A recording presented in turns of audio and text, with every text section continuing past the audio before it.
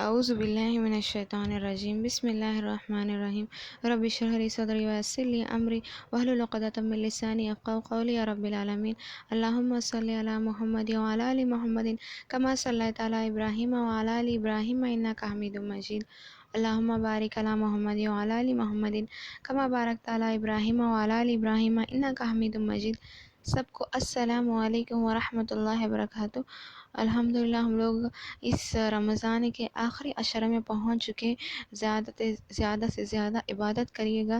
پتہ نہیں کون سی رات ہوگی، لیلۃ القدر کی رات ہوگی، اور پتہ ہے لیلۃ القدر کا مطلب کیا ہے؟ لیل مطلب رات، قدر مطلب اس رات میں ہماری تقدیر لکھی جاتی ہے۔ سلف کہتے ہیں کہ اللہ سبحانہ و تعالیٰ، اور صحابہ بھی، کہ اللہ سبحانہ و تعالیٰ اگلے رمضان تک کے، یعنی کہ یہ رمضان سے اگلے رمضان تک جو بھی ہوگا اس بیچ میں ایک سال میں، وہ چیز کی قدر اللہ سبحانہ تعالیٰ لکھ دیتا ہے۔ جس کی شادی ہوگی، کس کو بچے ہوگے، اور کس کے کو کون حج پر جائے گا، کون عمرے پر جائے گا، کون اس دنیا میں رہے گا، کون اس دنیا سے چلا جائے گا، ہر چیز اللہ سبحانہ و تعالیٰ لکھ دیں گے اس رات میں۔ یہ لیلۃ القدر کی رات ہے، اس لیے زیادہ سے زیادہ دعا کریے گا۔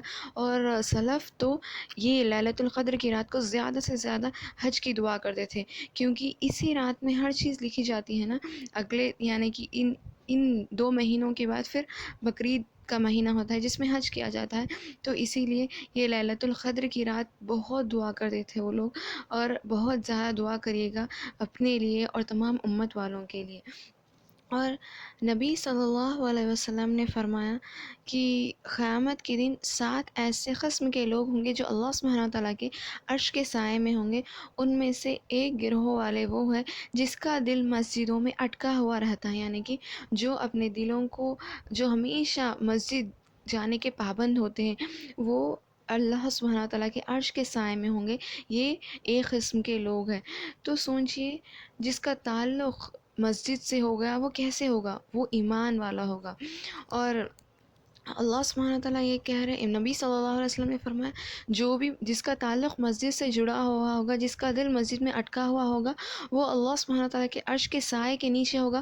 اس دن سوائے اس رب العالمین کے سائے کے سوا کوئی سایہ کام نہیں آئے گا۔ تو اس دن اللہ سبحانہ تعالیٰ سایہ کریں گے ایسے لوگوں کے اوپر۔ تو سوچیے گا پہلے صف والوں کی کیا اہمیت ہوگی، پہلے صف میں جو ٹھہرتے ہیں مسجد میں، ان کی کیا اہمیت ہوگی۔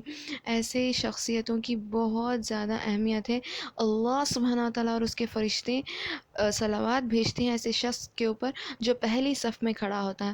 اور پہلی صف سے مراد صرف یہی نہیں کہ مسجد میں پہلی صف میں ہونا، پہلی صف سے مراد یہ بھی ہے کہ امام سے پہلے جا کر ٹھہر جانا، امام سے پہلے مسجد میں چلے جانا، اس کو بھی پہلے صف والوں کے نیچے ہی آتا ہے۔ تو ایسے لوگوں کے اوپر اللہ سبحانہ تعالیٰ اور فرشتے صلوات بھیجتے ہیں ایسے شخص کے اوپر۔ اور سلف، پتہ ہے سلف میں بہت سارے لوگ، بہت سارے لوگ ایسے تھے جو بہت گنہگار تھے، اور پھر جب وہ لوگوں کو اللہ سبحانہ تعالیٰ نے ہدایت دی تو وہ لوگ ایسے پلٹ گئے جیسے کہ سبحان اللہ، کہ وہ تو ایسے لگ رہے تھے کہ سلف جیسے صحابہ کے نقش قدم پہ چل رہے ہوں، وہ ایسے نکلے تھے۔ بہت سارے سلف ایسے ہیں کہ وہ لوگوں نے وہ لوگ اپنا جو ان کا پاسٹ تھا، پچھلا تھا، ان کا بہت گناہوں سے بھر کے تھا۔ پھر جب اللہ سبحانہ وتعالیٰ نے ہدایت دی ان کو، تو وہ لوگ دین میں بہت کامل اترے، بہت زیادہ اپنی جان لگا دی دین میں۔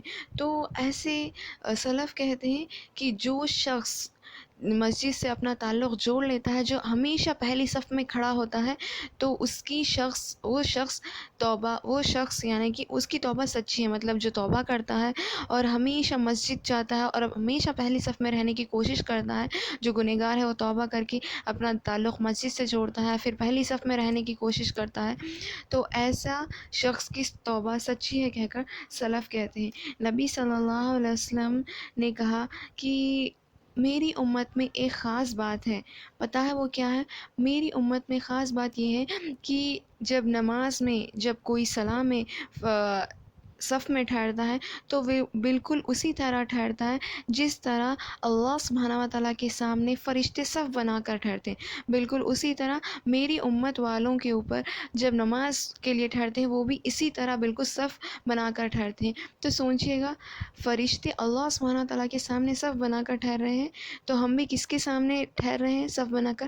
ہم بھی تو اللہ سبحانہ و تعالیٰ کے سامنے ہی ٹھہر رہے ہیں نا نماز میں. نماز مطلب کیا ہے؟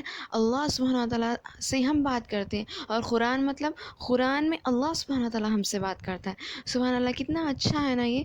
قرآن میں اللہ سبحانہ و تعالیٰ ہم سے بات کرتے ہیں اور نماز میں ہم اللہ سبحانہ و تعالیٰ سے بات کرتے ہیں. تو اس طرح بالکل فرشتے جیسے اللہ کے سامنے سبحانہ و تعالیٰ، اس کے سامنے ہم فرشتے صف بنا کر ٹھہرتے ہیں، بالکل ہم بھی اسی طرح نماز میں یعنی کہ اللہ کے سامنے صف بنا کر ٹھہرتے ہیں کہہ کر. اور نبی صلی اللہ علیہ وسلم نے کہا ہے، فرشتے سیدھے ہاتھ والوں کے اوپر، مطلب جو بھی امام کے پیچھے زیادہ سیدھے ہاتھ والوں کے اوپر ٹھہرتے ہیں نا، ان کے اوپر صلوات بھیجتے ہیں. اور ہمیشہ فرشتے مطلب اگر سیدھا اور دایاں ہاتھ ہو تو فرشتے زیادہ تر سیدھے ہاتھ کو ترجیح دیتے ہیں اور ہمیشہ سیدھے ہاتھ پر جا کر ٹھہرتے ہیں اور سیدھے ہاتھ والوں کے اوپر زیادہ تر زیادہ صلوات بھیجتے ہیں. اور اس کا مطلب صرف یہی نہیں پہلے صف کی کوئی اہمیت نہیں ہے، پہلے صف کی اہمیت اپنی جگہ ہے، وہ تو خاص ہے پہلے صف والوں کی اہمیت. اور جب کوئی مسجد کے پابند ہو جائے تو فرشتے دیکھ رہے ہوتے، مطلب یہ شخص کو ہمیشہ فرشتے دیکھ رہے ہوتے ہیں مسجد میں، اور اللہ سبحانہ تعالیٰ بھی ان کو نوٹ کر رہا ہے. تو سوچیے ایسے شخص کی کتنی اہمیت ہے. اللہ سبحانہ تعالیٰ ہمیں ہمیشہ پہلے صف والے بنائے، ہمیشہ السابقون الاولون میں سے بنائے اور ہمارے صحابہ صحابیات کے نقش قدم پر چلنے والے بنائے.